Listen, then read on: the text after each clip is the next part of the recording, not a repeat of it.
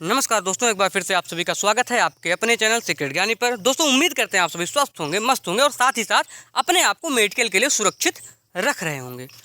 दोस्तों मेडिकल में आप डॉक्यूमेंट्स के लिए बहुत परेशान होते हैं कि डॉक्यूमेंट क्या क्या लगेगा, क्या क्या नहीं लगेगा। तो देखिए दोस्त, जो आपने डीवी में दिया है वो डॉक्यूमेंट प्लस चरित्र प्रमाण पत्र और शपथ पत्र, यही आपका लगता है मेडिकल में। उससे ज़्यादा आपका कुछ नहीं लगना है।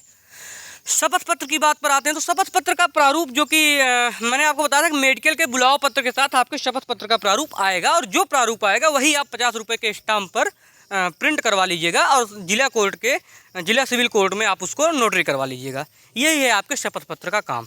तो एडमिट कार्ड के साथ कौन सा शपथ पत्र आ रहा है वो मैं आज आपको वो प्रारूप दिखाने वाला हूँ, और सेम वही चीज़ें मैं कम्युनिटी पे भी डाल दूंगा। आप वहाँ से लेके प्रिंट आउट निकाल के आप उसको जो है अपने 50 रुपये के स्टाम्प पे लगाकर बनवा सकते हैं। इसमें कोई बड़ी बात नहीं, आप सेम वही बनवा सकते हैं, या फिर आप इंतजार कर सकते हैं 2-4 दिन में जब आपका एडमिट कार्ड आएगा तो भी आप बनवा सकते हैं। लेकिन मैटर यही है, जो मैं आपको बताऊंगा वही आपको टाइप करवाना है, और यही आपके एडमिट कार्ड के साथ आ रहा है दोस्त। तो सबसे पहले दोस्त आप देखिए शपथ, ये आपका जो फॉर्मेट है ये है आपका। ये मैं अभी थोड़ी देर में कम्युनिटी पे भी डाल दूंगा, तो आप वहाँ से भी ले सकते हैं। और टेलीग्राम ग्रुप में भी पड़ा हुआ है, जो UPSI 9534 यूनाइटेड फैमिली है, तो वहाँ पर भी पड़ा हुआ है दोस्त। ये है आपका शपथ पत्र का प्रारूप। श्रीमती कुमारी, ये आप अपनी सारी डिटेल भरेंगे।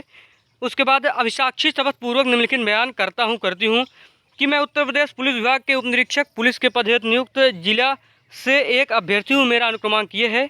मेरे विरुद्ध कोई आपराधिक मुकदमा नहीं है। मतलब दरअसल मुझे हुआ है जुकाम दोस्त, और मैं ज़्यादा नहीं बोलूँगा। यही चीज़ें हैं, आप वीडियो पॉज करके पढ़ लीजिएगा। यही सारी चीज़ें आपको बोलनी है।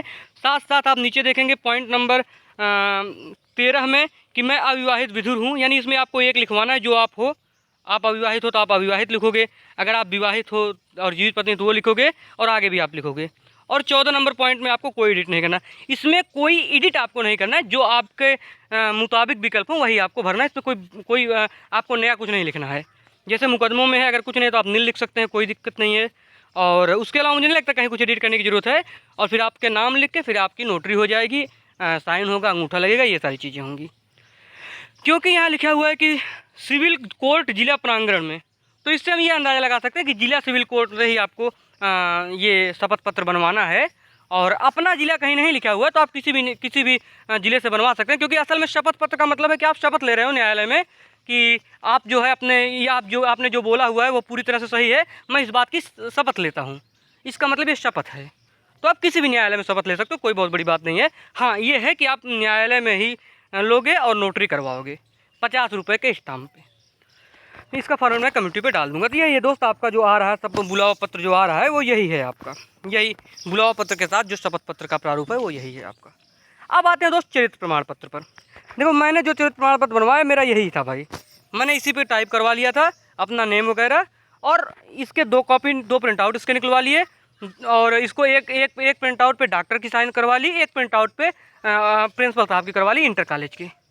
दोनों मुझे अच्छी तरह जानते थे, दोनों ने मेरा चरित्र प्रमाण पत्र बना दिया। और यही चीज़ें हैं, इसमें कुछ भी नया आपको नहीं करना है। चरित्र प्रमाण पत्र सिर्फ 5 लोगों के आपको लगते हैं। एक, आपने जहां अंतिम शिक्षा प्राप्त की हो, यह आपके नोटिफिकेशन में लिखा हुआ है। 2 गजेटेड ऑफिसर्स हों जिनके प्रमाण पत्र आपके 6 महीने से ज़्यादा पुराने न हो।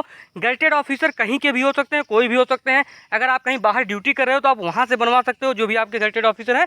राजपत्रित लिखा हुआ है, उसमें जिले के राजपत्रित कहीं नहीं लिखा हुआ है, तो आप 2 राजपत्रित बनवा सकते हो जहाँ भी आप रह रहे हो। और आपका 2 राजपत्रित, एक आपका कॉलेज का होगा। 2 गांव के संभ्रांत व्यक्ति। संभ्रांत व्यक्तियों से तात्पर्य हम ये लगाते हैं भाई गांव में प्रधान से ज़्यादा संभ्रांत कौन होगा, तो हम एक प्रधान का करवा लेते हैं, एक किसी BDC का या वार्ड पंच का या सदस्य का, किसी और का हम करवा लेते हैं। तो वही है, ये मेरा दूसरा चरित्र प्रमाण पत्र है जिसमें मैंने 2 ये अनुशंसित व्यक्ति यानी गाँव के जो संभ्रांत व्यक्ति हैं उनका है। मैटर सेम लिखा हुआ है। एक तरफ मैंने प्रधान जी का साइन करवा लिया, दूसरी तरफ मैंने BDC साहब का साइन करवा लिया। हाँ, अब वो अलग बात है कि मैं गया था प्रधान जी के यहाँ, तो मैंने कहा एक काम करिए सर, लेटर हेड पे भी लिख के दे दीजिए। यही सेम मैटर आप लेटर हेड पे भी लिख के दे दीजिए। वो मैंने एडिशनल बनवा लिया था कि भाई लेटर हेड पे प्रधान जी के भी लिखवा लेते हैं। तो आप भी चाहिए तो यही सेम मैटर आप प्रधान जी के लेटर हेड पे भी लिखवा लेना। बाकी यही इतना ही लगता है, सिर्फ 5 लोगों के आपके चरित्र प्रमाण पत्र लगते हैं। उसमें मुझे लगता है कि एक आध ही लेंगे, बाकी आपको वापस कर देंगे। यही है दोस्त। और अगर आपका कोई डॉक्यूमेंट अधूरा रह जाता है तो उसके लिए भी आपको चिंता करने की कोई आवश्यकता नहीं है। डॉक्यूमेंट्स के लिए पर्याप्त समय मिलता है।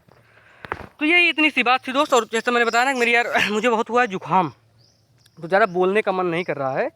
और बट ये शपथ पत्र मैंने कहा आपको दिखा देते हैं, ये ज़रूरी था। ये आपके भाई का चैनल है, इसे आप प्यार देते रहिए। सब लाइक या सब्सक्राइब या कोई भी प्रॉब्लम आप कमेंट कर सकते हैं, और मैं इस फ़ोटो को कम्युनिटी पे भी डाल देता हूँ, आप वहाँ से उठा सकते हैं। ठीक है दोस्त, जय हिंद।